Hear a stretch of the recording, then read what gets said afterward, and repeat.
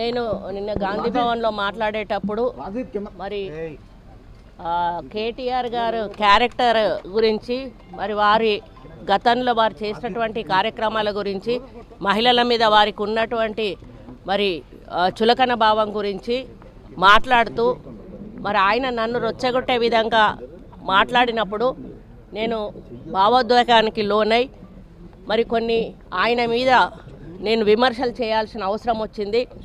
ఆ సందర్భంలో నాకు ఇంకెవరి మీద కూడా వ్యక్తిగత ద్వేషం కానీ మరి వ్యక్తిగత కోపం కానీ లేదు. అనుకోని ఆ సందర్భంలో ఒక కుటుంబం మాట నేను తీయడం ఏదైతే ఉందో అది అనుకోకుండా నా నోటి నుంచి జరగడం జరిగింది. ఆ తర్వాత వారి ట్వీట్ చూసిన తర్వాత నేను కూడా చాలా బాధపడ్డాను.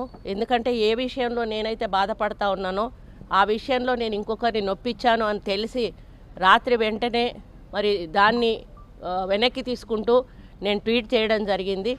కాబట్టి నాకు జరిగిన అవమానం, నేను పడ్డ బాధ ఇంకొకరు పడకూడదు అనేటువంటి ఒక ఆలోచనతోటి నేను బేషరతుగా దాన్ని వెనక్కి తీసుకోవడం జరిగింది. కానీ కేటీఆర్ విషయంలో మాత్రం తగ్గేది లేదు. ఆయన తప్పనిసరిగా క్షమాపణ చెప్పాల్సిన అవసరం ఉంది.